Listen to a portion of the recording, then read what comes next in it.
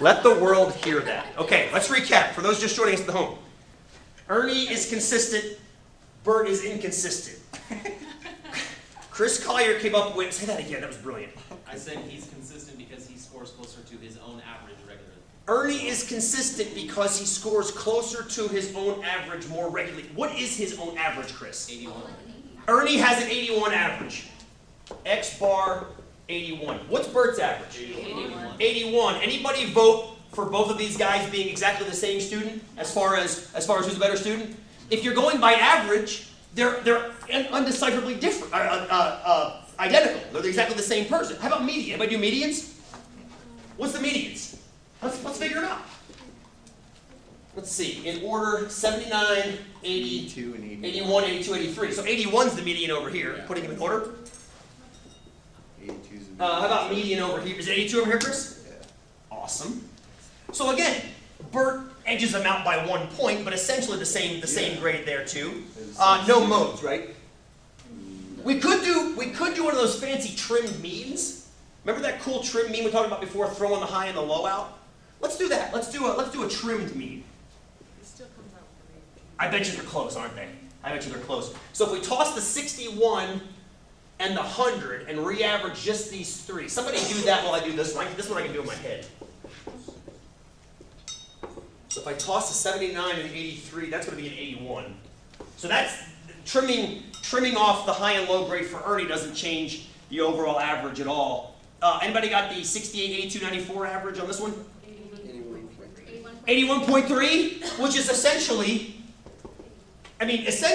what we learned from looking at just center measures of these two guys is they're the same student. Yeah. But I love what Cassie and Chris Collier said about they're not the same student. Yeah, on center they are. But when you look at their grades overall, consistency versus inconsistency. And Chris, what you said, can I pull the screen down on top of this? I got a graphic that might help explain actually what Chris just verbalized.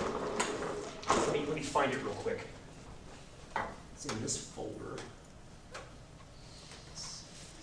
Bert and Ernie, there you are. Oh, you can't see that. Hang on.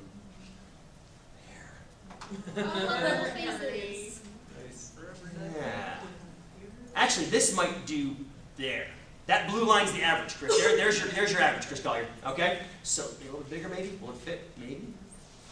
Oh, that's good. So, we'll go down to the average. There we go. So, what Chris just said was, Ernie, say it again, Chris. I can't say it right. You say it right.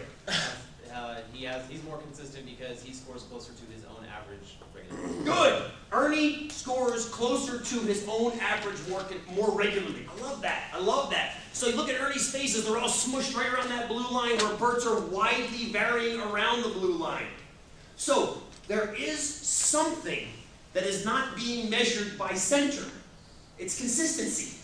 You can have two data sets that have the exact same average, but look widely different. I asked you this question before. Remember the Math 95 exam grades? Bimodal, average of 71. If I had everybody in here draw me a graph that had an average of 71, chances are I'd have more than one graph shape. I'd probably get a lot of bell shapes. But I probably wouldn't get a whole lot of bimodal, but they have the same average. Same as these two guys. They have the same average, the same median, the same trimmed median. But there is something wildly different about them. So, let's ask one more question.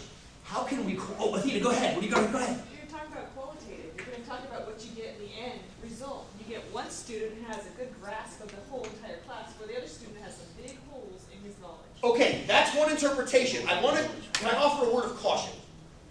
I don't know why Bert did so poorly on some of those assessments, or why he did really well. He's a cheater. Maybe he's A possible explanation. A possible. Let's just call it like it is. Solid brow. Let's just call it like it is. I never trusted the guy with the unibrow. I never trust. No. We have to be careful. We can't look at why he's getting those low grades. Just that he is getting those low grades. So if you don't mind, how would you quantify how much more inconsistent Bert is than Ernie? If you had to apply a metric and a number to it, what would you do? What would you use? The range. I love that range. So what's Ernie's range? 15. 15 what? My friend, tell me, is that you, Sarah? Tell me 15 what, if you don't mind. 15 points. Oh, what's it, Sarah? Spaces was that? I Spaces hear a between voice. his highest and his lowest Check. grades are 15 points. Okay, so 15 between the highest, actually, it's really close, it's more like 4, isn't it? For Ernie, because Ernie only goes from 79 to 83. So that's only 4 points. Or are you adding up the differences? Are you adding the differences So up? I just have them. Oh, okay, it's all good.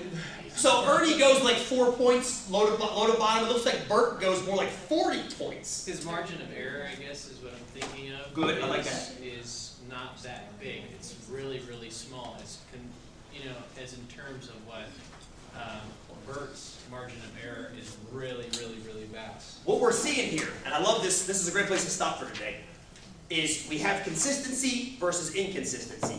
Consistency should have a smaller measure of what we're talking about.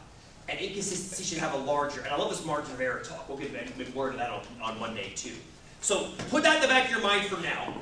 Okay. Keep measures of center at the front of your mind for now. We'll reattack Bert and Ernie on Monday. Let's do this. I'm going to push the quiz back to Wednesday. I guess I can shut this down, Bert.